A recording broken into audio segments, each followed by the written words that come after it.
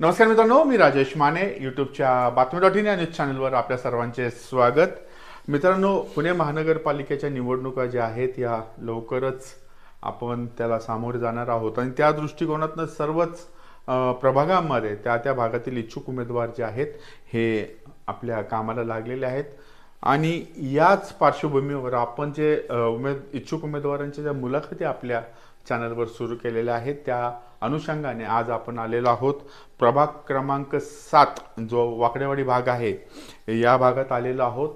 या भागामध्ये प्रकाश सोलंकी हे जे आहेत हे भारतीय जनता पक्षाकडनं इच्छुक उमेदवार आहेत. आणि ह्या भागात जो प्रभाग रचना जी झालेली आहे ती जी आहे ही SC साठी राखीव आहे.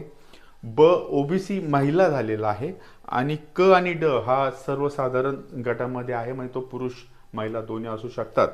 तर आज या संपूर्ण चर्चा करण्यासाठी आपल्याबरोबर प्रकाशदादा सोलंकी आहेत. प्रकाशदादा नमस्कार.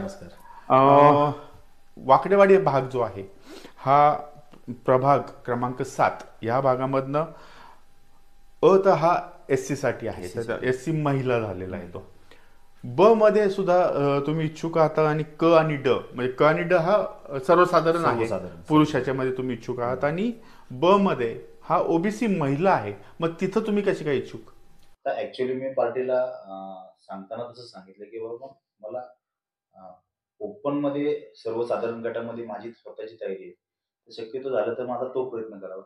पण ते जर नाही झालं तर मग मला ओबीसी महिलांना जर संधी दिली तर घरातून मी महिलांना कोणाला तरी बाहेर काढू शकतो. म्हणजे बहीण असेल, बायको असेल, आई असेल, कोणालाही बाहेर काढू कोणी ते आहे. ओके. राजकारणामध्ये तुम्ही कधीपासून आहात? राजकारणामध्ये मी 2009 पासून मी सक्रिय आहे. हो. तसं मी छोटं सामाजिक काम करतच होतो. 2009ला जी विधानसभा झाली त्यावेळेस मग मी विधानसभेच्या कामानिमित्त मग मी बाहेर पडलो आणि त्या हिशोबाने पण पार्टीला जॉईन होऊन मग ते कामाची सुरुवात झाली. मग या प्रभागामध्ये आता हा जो प्रभाग आहे ह्या प्रभागामध्ये तुम्ही काम करता म्हणजे नक्की काय करता? सामाजिक कामं ह्या भागात काय केली? सामाजिक कामं आपण या भागामध्ये भरपूर केली. म्हणजे असं बघायला गेलं तर आपण 2009 पासून विविध शासकीय योजना ज्या असतात, त्या शासकीय योजनांमध्ये पण आपण आयुष्यमान असेल, श्रमिक कार्ड असेल किंवा आधार कार्डचे अपडेट असतील किंवा असे बरेचसे कामं आपण या ठिकाणी करतो. वेळोवेळी आपण आरोग्य शिबिरं पण या ठिकाणी आपण घेतलेली आहेत. परत आपण बरेचसे म्हणजे असं कामं सांगण्यासारखी खूप आहेत. बर.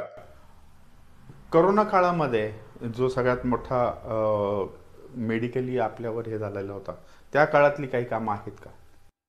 कोरोना काळ म्हटला तर तुम्हाला सांगतो की त्यावेळेस आपण प्रत्येक वस्त्या वाड्यांमध्ये आपण त्या ठिकाणी फवारणीची आपण एक हे केली होती की प्रत्येक घरी जाऊन, प्रत्येक भागात जाऊन फवारणी करणं किंवा ते सॅनिटायझर वगैरे आहेत ते पूर्ण हे करणं किंवा मग समजा की नागरिकांना अन्न वाटप करणं.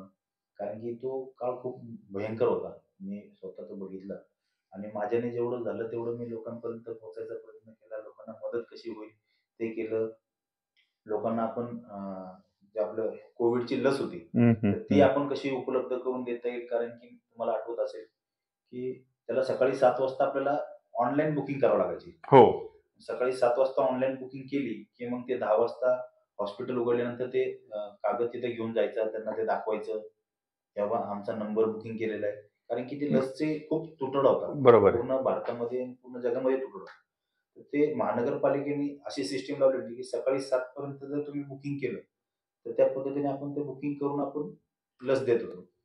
त्या काळामध्ये आपण ते लसची पण बुकिंग करून नागरिकांना आपण केलेली. करोना काळ सोडून मग इतर वेळेस सुद्धा काही नागरिकांना आरोग्याच्या जे समस्या येतात त्यासाठी काही मदत तुमच्याकडनं झालेली आहे? ऍक्च्युली आपण आपले महाराष्ट्राचे मुख्यमंत्री देवेंद्रजी फडणवीस यांच्या वाढदिवसानिमित्त आपण दरवेळेस आरोग्य शिबिर, रक्तदान शिबिर असे विविध कार्यक्रम आपण घेत असतो आणि त्या माध्यमातून पण लोकांना त्या आरोग्याचा फायदा होतो.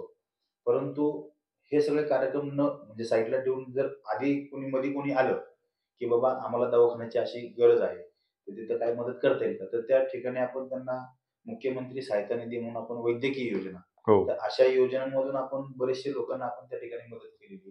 साधारण तुम्हाला सांगतो मी संचिती हॉस्पिटलमध्ये आपण कमीत कमी 4 ते 5 लोकांना मदत केलेली. म्हणजे आता या चालू या चालू 2-3 आत्ताच. महिन्यामध्ये. हो. तर असे बरेचशी मदत आपण तिथं लोकांना केलेली. मग वैद्यकीय मदत सोडून सुद्धा बाकीचे जे मदत काही शैक्षणिक मदत असते, म्हणजे शासनाच्या ज्या योजना आहेत, कर्ज योजना असेल किंवा आरोग्य योजना असेल किंवा विद्यार्थ्यांसाठीचा असेल, ह्यासाठी काही कामं केलेली आहेत का? बरोबर. तुम्ही म्हटलेला हा मुद्दा बरोबर आहे. त्यासाठी पंतप्रधान स्वनिधी योजना ही एक योजना ह्याच्यामध्ये आली होती महानगरपालिकेअंतर्गत. त्या ठिकाणी पण मी स्वनिधी योजना म्हणजे प्रत्येक नागरिकाला कामधंदे उभा करण्यासाठी त्यांना शासनाने ₹10,000 देण्याचं हे केलं होतं. तर ₹10,000 फेडल्यानंतर तुम्हाला त्याचे 20,000 20,000 फेडल्यानंतर 50,000 अशी ती योजना आहे. त्या अनुषंगाने पण आपण त्या ठिकाणी बरेच लोकांना आपण स्वनिधी योजनेचा पण आपण लाभ दिलेला आहे. सगळ्यात महत्त्वाचं म्हणजे सरकारी विधानसभेत आपण लागू केलेली लाडकी बहीण योजना आहे. हो.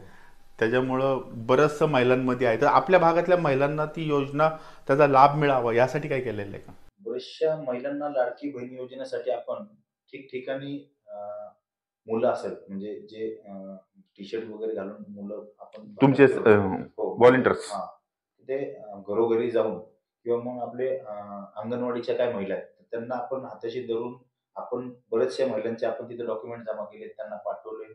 ज्यांचे होत नाहीत त्यांच्या घरी आपण आपल्या ऑफिस स्टाफमधून घरी पाठवून त्यांच्याकडनं आपण ते योजनांचा त्यांना लाभ देण्याचा प्रयत्न केला.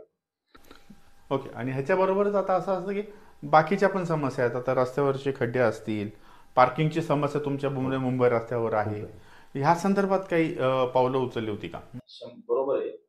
आपण मध्यंतरी बघितलं तर बॉम्बे पुणा रोडला पूर्वी हा एसटी स्टँड नव्हता. हो. हा एसटी स्टँड पूर्वी तिकडे होता. त्यामुळं हा पूर्ण जो परिसर आहे, हा पूर्ण शांततेचा परिसर आहे.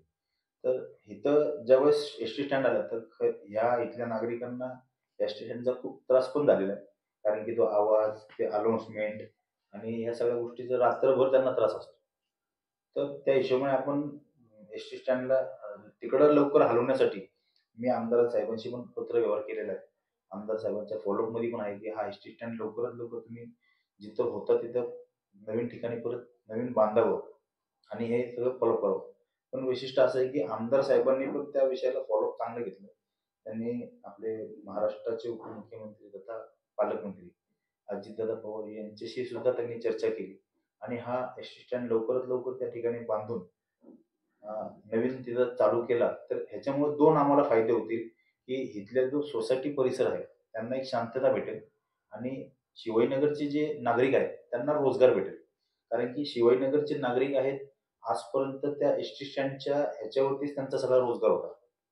तिथं वडापाव असेल, भजी असेल, वेगवेगळ्या पदार्थाचे त्यांनी छोटे-छोटे स्टॉल लावलेले किंवा मोठमोठे हॉटेल सुद्धा तिथं आज बघायला गेलं तर बंद आहेत. पण तिथलेही लोकं ते वाट पाहत आहेत, की बाबा आमचा एसटी स्टँड आमच्याकडे परत कधी येईल? तर त्या अनुषंगाने पण आम्ही दोन्ही प्रयत्न केला, की जेणेकरून इथल्या नागरिकांना शांतता भेटेल आणि तिथल्या लोकांना रोजगार भेटेल. या अनुषंगाने मी प्रयत्न केले. आमदार साहेब पण त्याला फॉलो पुढं करतात ते मुख्यमंत्री साहेबांशी पण त्यांची चर्चा आहे. बरं, आता सगळ्यात महत्त्वाचा प्रश्न की आपल्या भागातील नागरिकांनी, आता प्रभागातील नागरिकांनी तुम्हाला का मतदान करावं? ॲक्चुअली काय आहे, की मी 2009 पासून या राजकारणात प्रवेश केला आणि नंतर मग आपण सामाजिक काम करत इथपर्यंत आलोय. आज बरेचशे लोकांची मी कामं केली आणि मतदान का करावं? ॲक्चुअली काय आहे, की मागच्या वेळेस जे 2017ला निवडणूक झाली. मला कोणावर क्लेम करायचा नाही. मला कोणावरती आरोप पण करायचा नाही. जे कोण इथले नगरसेवक होते, त्यांनी कधीही लक्ष दिलेलं नाही. छोट्या-छोट्या प्रॉब्लेम आहेत. नालेसफाई असेल, पिण्याला पाणी नाहीये, तो एक प्रॉब्लेम असेल. शौचालयाचे प्रॉब्लेम असतील. तुमच्या माहितीसाठी सांगतो झाडे कटिंग असेल, कुत्र्यांची भटकी कुत्रं या ठिकाणी खूप फिरतात. असे छोटे-छोटे प्रॉब्लेम हे नगरसेवकांनी कधी आजपर्यंत केले नाही आणि हे आपण गेले 7 ते 10 वर्ष आपण हे सगळ्या गोष्टी आपण करतोय आणि मला ही करायची आवड पण आहे आणि शक्यतो जर मला तुम्ही जर अजून संधी दिली, तर मी ह्याच्यापेक्षा जोरात अजून काम करेन, अशी मला आशा आहे. मित्रांनो, हे होते प्रकाशदादा सोलंकी, ज्यांना अपेक्षा आहे की यांनी मागचे 8 ते 10 वर्ष जी काही कामं केलेली आहेत, नागरिकांशी संपर्क जो साधलेला आहे, त्याच्यामुळं नागरिक त्यांना मतदान करतील आणि संधी देतील आणि त्या संधीचं ते नक्कीच म्हणजे नगरसेवकाचं कामं असलं तर हे छोट्या छोट्या गोष्टी ज्या नागरिकांच्या रोजच्या ज्या समस्या आहेत त्या सोडवण्याकडे जास्त लक्ष देणं नागरिकांचं त्याकडं जास्त अपेक्षित असतं. नागरिकांच्या रोजच्या समस्या सोडवणं आणि त्या आम्ही सोडवू असं आश्वासन आज प्रकाश सोलंकी यांनी आपल्या चॅनलवर दिलेलं आहे. तुमच्या सर्व इच्छा पूर्ण व्हाव्या, तुम्हाला यश मिळावं या आमच्या बातमी.in न्यूज चॅनलतर्फे आपल्याला शुभेच्छा देतो. धन्यवाद. धन्यवाद.